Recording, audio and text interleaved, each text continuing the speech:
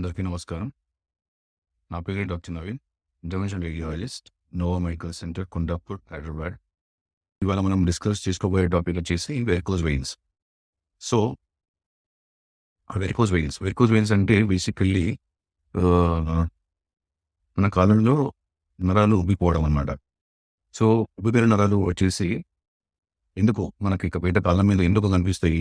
బేసిక్‌గా దానికి రీజన్ ఏంటి అని చెప్పేసి మనము తెలుసుకోవడానికి ముందుకెళ్తే, సో, మన కాళ్ళల్లో గుండెలైతే పంప్ చేసి మంచి రక్తంని అన్ని బాడీ పార్ట్స్‌కి ఎట్లయితే స్ప్రెడ్ చేస్తా ఉంటుందో, అలానే మళ్ళా చెడు రక్తం అనేది గుండెకి మళ్ళా రిటర్న్ అయిపోవాలి. గుండెకి, లంగ్స్‌కి వెళ్ళిపోయి ఫిల్టర్ కావాలి.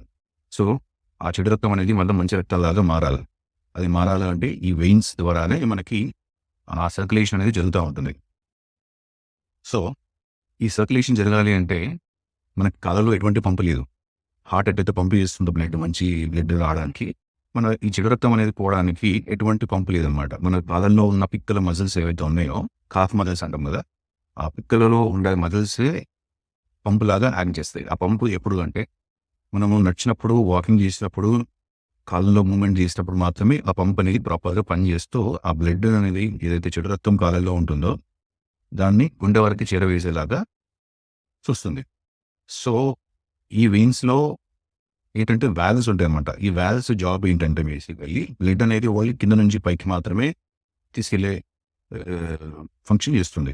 సో, ఈ వాల్వ్స్‌లో ఏమైనా మనకి ఏదో దెబ్బ తాకడం వల్ల గానీ, లేకపోతే ఎక్కువసేపు నిల్చోవడం వల్ల గానీ, లేకపోతే ఎక్కువసేపు కూర్చోవడం వల్ల గానీ, లేదంటే ఎక్కువ లావుగా ఉండే వాళ్ళలో గానీ, ఫీమేల్స్‌లో అయితే ప్రెగ్నెన్సీ తర్వాత ఏమైతదంటే ఈ ఉన్న వాల్వ్స్ అనేది కొంచెం వీక్ అయిపోవడంతోటి అవి నార్మల్‌గా అయితే బ్లడ్ అనేది కిందకి వెళ్ళిపోగానే, కింద నుంచి గుండె వరకు వెళ్ళిపోగానే అవి క్లోజ్ అయిపోవాల స్టెప్ బై స్టెప్. అవనేది క్లోజ్ అవ్వకుండా ఎప్పుడు ఓపెన్‌గా ఉంటే ఏమవుతుందంటే బ్లడ్ అనేది మళ్ళా రివర్స్ రావడం స్టార్ట్ అవుతుంది. బ్లడ్ ఎప్పుడైతే రివర్స్ వస్తుంటుందో ఆ నరం అనేది ఆ వెయిన్ వాడుక భాషలో మనం నరం అంటాము. కానీ అది యాక్చువల్‌గా వెయిన్ అనమాట. ఆ వెయిన్ అనేది ఉబ్బిపోవడం స్టార్ట్ అవుతుంది. ఆ ఉబ్బిపోవడంతోటి దాంట్లో ఉన్న బ్లడ్ అనేది అలానే నిలువ ఉండడంతోటి అది కాస్త సైడ్ బ్రాంచ్‌లు ఏవైతే ఉన్నాయో, ఆ బ్రాంచ్‌లో కూడా స్ప్రెడ్ అయిపోతా ఉంటుంది ఆ చెడు రక్తం అనేది. ఎప్పుడైతే ఆ సైడ్ బ్రాంచ్‌లు ఎప్పుడైతే ఉబ్బడం స్టార్ట్ అవుతాయో, అప్పుడు మనకి కాళ్ళలో వేడిగా కనిపిస్తాయన్నమాట. సో, అలా జరిగినప్పుడు ఏంటంటే, చెడు రక్తం అనేది ఎక్కువ నిలువ ఉండడంతోటి, దాంట్లో ఉన్న బేసికల్‌గా చెడు రక్తం అనేది ఫిల్టర్ అయిపోవాలి కదా! ఆ చెడు రక్తం ఫిల్టర్ అవ్వకుండా కాళ్ళలో నిలువ ఉంటే ఏమవుతుందంటే, దాంట్లో ఉన్న చెడు అంతా ఈ పక్కకి స్కిన్‌లోకి, మజిల్స్‌లోకి, ఫ్యాట్‌లోకి డిపాజిట్ అవ్వడం జరుగుతా ఉంటుంది.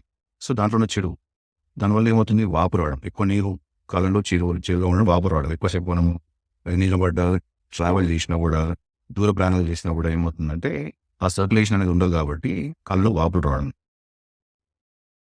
ఈ కళ్ళు రావడం ఒక స్టేజ్ అయితే, అలానే వదిలేస్తే మనము ముందు ఇంకా జరిగే చేంజెస్ ఏంటంటే, దాంట్లో ఉన్న చెడు కాస్త ఈ స్కిన్ మీదకి డిపాజిట్ అవ్వడం, చర్మం మీదకి డిపాజిట్ అవ్వడం జరుగుతా ఉంటే, కాళ్ళు నల్లగా అయిపోతా ఉంటాయి. ఈ నల్లగా అయిపోయినప్పుడు అది యూజువల్‌గా మనకి మెడమల దగ్గర నుంచి మోకాళ్ళ వరకు కూడా రావచ్చు. స్టార్టింగ్ అయితే మనం మెడమల దగ్గర చూస్తా ఉంటాం. లోపల పక్క. మెడమలకి లోపల పక్క భాగాన చూస్తా ఉంటాం. ఈ నలుపు అనేది. ఆ నలుపు కాస్త అలానే కంటిన్యూ చేస్తా ఉంటే ఏమైతదంటే, నలుపు ఇండికేషన్ ఏంటంటే చెవులు చనిపోతా ఉంటుంది. సో, ఆ నలుపు అనేది అలానే వదిలేస్తే ఏమవుతుందంటే మనకి మెల్లిగా దురద రావడం స్టార్ట్ అవుతుంది. నిద్రలో తీయకుండానే గోకేస్తారు. బాగా దురద పెట్టడం, గోకడం. ఆ గోకినప్పుడు ఏంటంటే చర్మం కాస్త పల్చగా అయిపోయి చిట్లిపోవడం జరుగుతా ఉంటుంది. అప్పుడు పుండులాగా బయట పడుతది మనకి. చిన్నగా రంధ్రం పడేసి అదొక చిన్న దెబ్బలాగా గాయంలాగా అయ్యి, అది కాస్త చాలా రోజులు మానకుండా అలానే స్ప్రెడ్ అవుతూ మొత్తం పెద్ద పుండులాగా అల్సర్ అంటాం. అల్సర్ అనేది ఫార్మ్ అవుతుంది.